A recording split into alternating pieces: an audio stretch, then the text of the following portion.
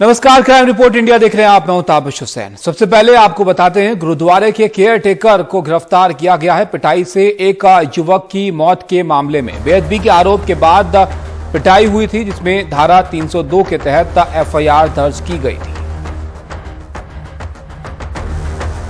मोहम्मद गजाली हमारे साथ है फोन लाइन पर जानकारी के लिए। गजाली, बताइए इस मामले के बारे में और इस पर हुई कार्रवाई पर भी।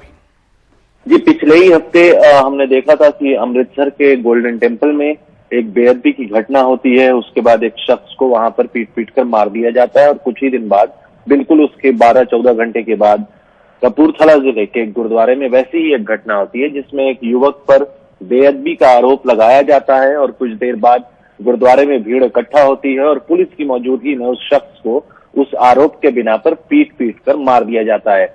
फिलहाल उस मामले में अभी तक जो है बेअदबी को लेकर एफआईआर रजिस्टर की गई थी, लेकिन सरकार की बड़ी आलोचना हो रही थी कि क्यों हत्या का मामला अभी तक दर्ज नहीं हुआ है।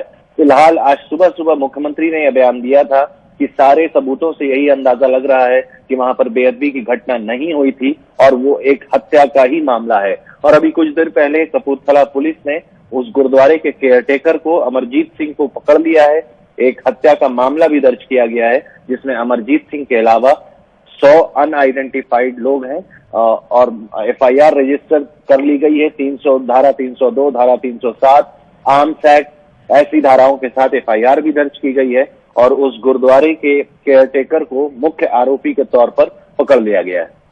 शुक्रिया गजाली आपका सब जानकारी के लिए। तो कपूरथला में युवक की पिटाई से जुड़ा हुआ ये मामला है जिसमें उसकी मौत हो गई थी। कपूरथला गुरुद्वारे के केयरटेकर को इसमें गिरफ्तार किया गया है और 302 के तहत मामला यहां पर दर्ज किया गया है।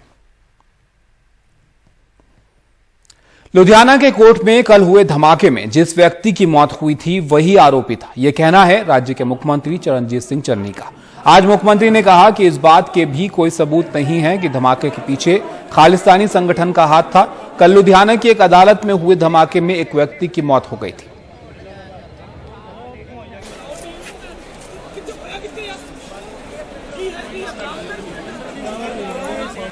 कल मेरी अमित शाह जी नाल भी गल हुई सी, उन्हां दी भी सपोर्ट लई जा रही है इस मसले नूं हल कर लई, इहदे लभण लई उन्हां दीयां भी टीमां इत्थे आईयां होईयां।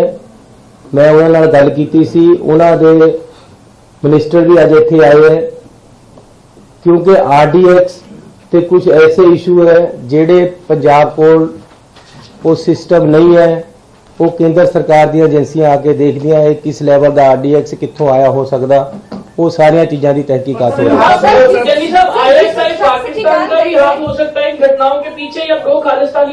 अभी तक मेरी नॉलेज में ऐसा कुछ आया नहीं। पूरी तहकीकात, वहाँ जितने कैमरे लगे हुए हैं, हर चीज से यही एविडेंस अभी तक यही आ रहा है कि वही आदमी ऑपरेट करने वाला था, उसके अपने ऊपर ही। देखो, कल 12:22 पे ये ब्लास्ट हुआ था और ये पब्लिक टॉयलेट है 2nd फ्लोर पे जुडिशियल कॉम्प्लेक्स में, उसके साथ रिकॉर्ड रूम था।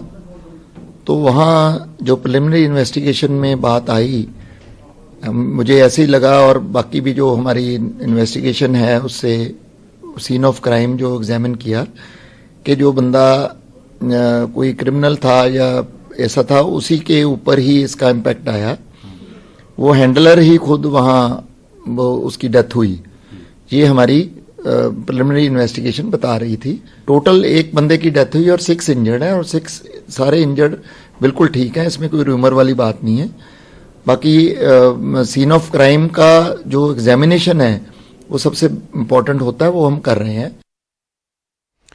उत्तर प्रदेश के कानपुर में एक बड़े कारोबारी और गुटखा किंग और उनके सप्लायरों के ठिकानों पर अहमदाबाद जीएसटी विभाग ने छापा मारा है और इस छापेमारी के दौरान कारोबारी से जुड़े एक सप्लायर के घर से करीब 150 करोड़ रुपए बरामद हुए हैं। ये सप्लायर गुटखा कारोबारी को इत्र और कच्चा माल सप्लाई करता था। पैसों की गिनती के लिए बैंक के अधिकारियों को बुलाया गया है और नोटों की गिनती अब भी जारी है।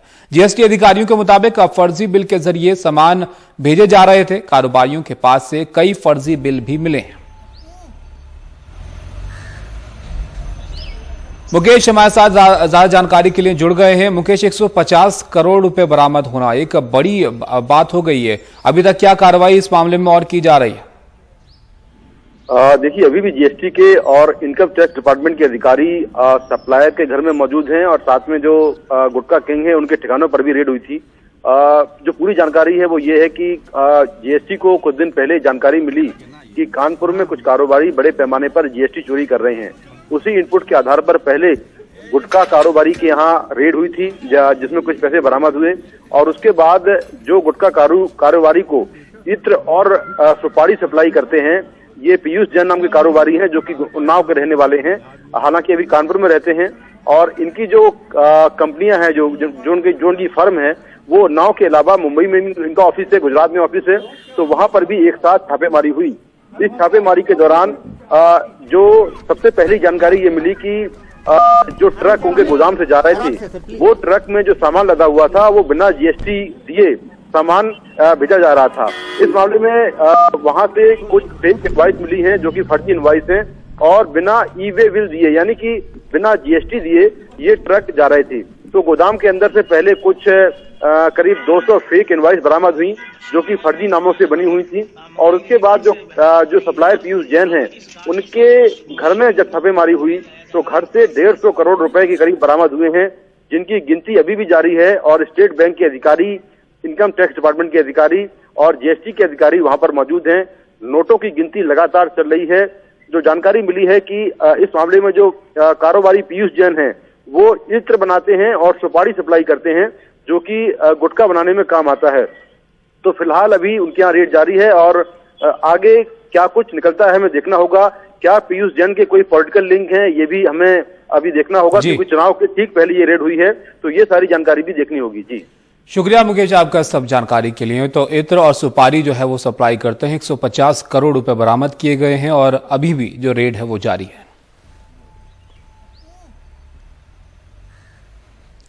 हरिद्वार में धर्म संसद में भड़काऊ और नफरत फैलाने वाले बयानों पर एनडीटीवी की खबर के बाद उत्तराखंड पुलिस जागी है और उत्तराखंड पुलिस ने वसीम रिजवी उर्फ जितेंद्र नारायण त्यागी और अन्य के खिलाफ इसमें केस दर्ज किया है। वसीम रिजवी भी हरिद्वार में हुई धर्म संसद में मौजूद थे।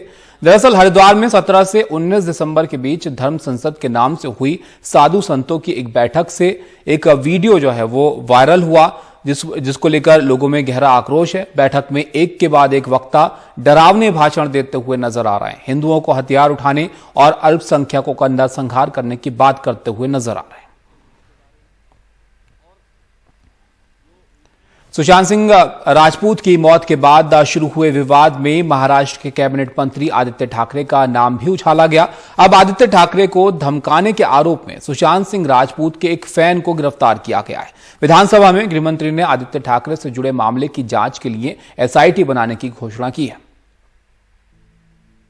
सुशांत सिंह राजपूत की मौत की जांच के नाम पर हुई साजिश और कैबिनेट मंत्री आदित्य ठाकरे को मिली धमकी को लेकर महाराष्ट्र सरकार ने एक एसआईटी बना डाली है। इस बीच एक शख्स को गिरफ्तार किया गया है जिस पर आदित्य ठाकरे को धमकी देने का आरोप है। कैबिनेट मंत्री नवाब मलिक और शिवसेना विधायक सुनील प्रभु के मुताबिक आरोपी कर्नाटक का है, इसलिए बड़ी साजिश का शक है। देखिए, जो आदित्य ठाकरे जी को धमकी आई व्हाट्सएप पे, उसके आरोपी को गिरफ्तार किया गया। उसमें से स्पष्ट रूप से सामने आ रहा है कि सुशांत सिंह राजपूत के समय भी वो इस तरह की गतिविधियों में लिप्त था। सुशांत सिंह राजपूत आज भी ट्रेंड कर रहे हैं। सुशांत सिंह राजपूत को लेके जिस तरह से राजनीति हुई, बिहार पुलिस आई मुंबई में जिस स्मगलर की गाड़ी में घूम रही थी, वही सोशल मीडिया में 30 लाख रुपए खर्च किया जा रहा है। कस्टम ने उसे पकड़ा था, उस समय समीर वानखेड़े कस्टम में थे और वो सारा मामला विधानसभा के पटल पे हमने लाया है। आतापर्यंत महाराष्ट्रात झालेले दाभोळकरांची हत्या, गौरी लंकेश से लेकर कलबुर्गी, महाराष्ट्र के गोविंद पानसरे और नरेंद्र दाभोलकर की हत्या के तार कर्नाटक से जुड़े हैं। आदित्य ठाकरे को धमकी देने वाला शख्स कर्नाटक का है और कर्नाटक में बीजेपी की सरकार है, इसलिए जानबूझकर इस तरह की धमकी आदित्य ठाकरे को दी गई है। इसकी जांच होनी चाहिए। वहीं बीजेपी ने आदित्य ठाकरे को मिली धमकी की जांच का तो समर्थन किया, लेकिन दोनों पर जानबूझकर राजनीतिक रंग देने का आरोप लगाया। महाराष्ट्र में जो भी कुछ होगा तो सत्ता पक्ष की ओर से विगत 2 वर्षों में एक ही मंत्र का जाप हो रहा है। वो केंद्र की ओर उंगली करते हैं या तो बीजेपी की ओर उंगली करते हैं। इनको किसी चीज की भी जिम्मेदारी स्वयं को लेनी नहीं है। हमने कब रोका? आप एसआईटी गठित करिए, कौन है उसे जेल के कटघरे के पीछे डालिए, किसने रोका आपको? पर हर विषय का राजनीति के लिए उपयोग करते हुए मूल मुद्दों से लोगों का ध्यान भटकाने की यह शिवसेना तथा कांग्रेस का यह प्रयास है। जानकारों के मुताबिक कर्नाटक लिंक तो एक बहाना है, असली बात तो सुशांत सिंह राजपूत की मौत के बहाने आदित्य ठाकरे को घेरने में लगी बीजेपी के हाथ को तलाशना है।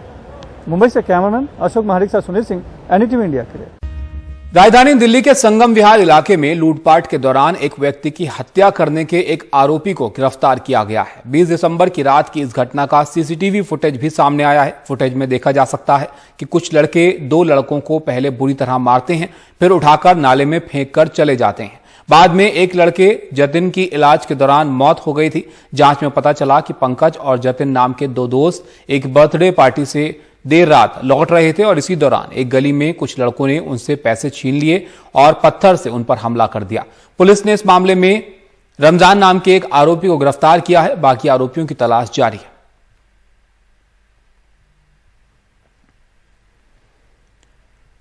और दिल्ली की कड़कड़डूमा कोर्ट की 6ठी मंजिल से छेड़छाड़ समेत कई संगीन मामलों का आरोपी कूद गया, जिससे उसकी मौत हो गई। पुलिस ने 23 साल के आरोपी दीपक को बुधवार को गिरफ्तार किया था।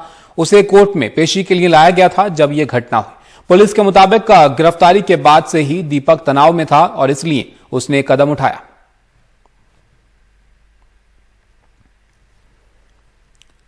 दिल्ली पुलिस ने गुरुवार को हाउसिंग पॉलिसी के नाम पर ठगी करने वाले बाप बेटे को गिरफ्तार किया। इन दोनों आरोपियों ने 600 से ज्यादा लोगों से ठगी की है। इस बाप बेटे की जोड़ी ने राज्यसभा में डिप्टी डायरेक्टर सिक्योरिटी समेत 600 से ज्यादा लोगों से करीब 19 करोड़ की ठगी की है। पुलिस के मुताबिक शिकायतकर्ताओं में अधिकतर IRS अफसर और आयकर विभाग के अफसर हैं।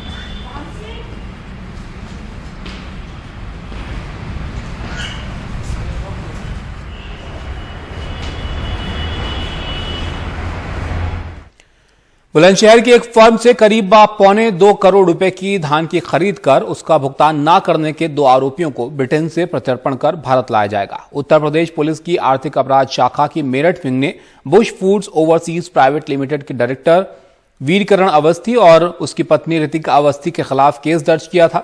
लंदन की वेस्टमिंस्टर कोर्ट ने दोनों के भारत प्रत्यर्पण का आदेश जारी कर दिया है। इन दोनों आरोपियों के खिलाफ धोखाधड़ी जैसे और भी केस अलग अलग राज्यों में चल रहे हैं।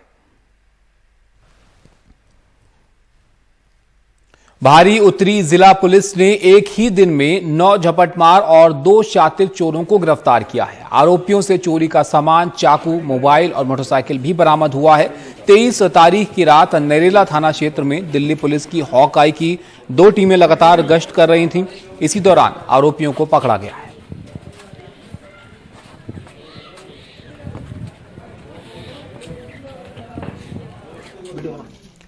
दिल्ली के बस अड्डों और रेलवे स्टेशन पर चोरी करने वाला चोर पकड़ा गया है। आरोपी के पास से 51 ट्रॉली बैग और 26 मोबाइल फोन बरामद हुए हैं। इसने अब तक 150 से ज्यादा बैग चोरी किए हैं। ये चोर लोगों की मदद करने के बहाने चोरी को अंजाम दिया करता था।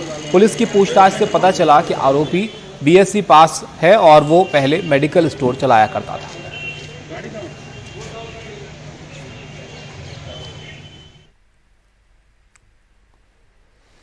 उधर दिल्ली के मेहरौली इलाके में दिल्ली पुलिस ने एक रेस्टोरेंट को सील कर दिया है। रेस्टोरेंट पर कोरोना नियमों की अनदेखी का आरोप है। पुलिस ने कल देर रात डायब्लो नाम के रेस्टोरेंट पर छापा मारा। इस दौरान यहां नियमों से ज्यादा लोग मिले। पुलिस ने केस दर्ज करने के बाद रेस्टोरेंट को सील कर दिया।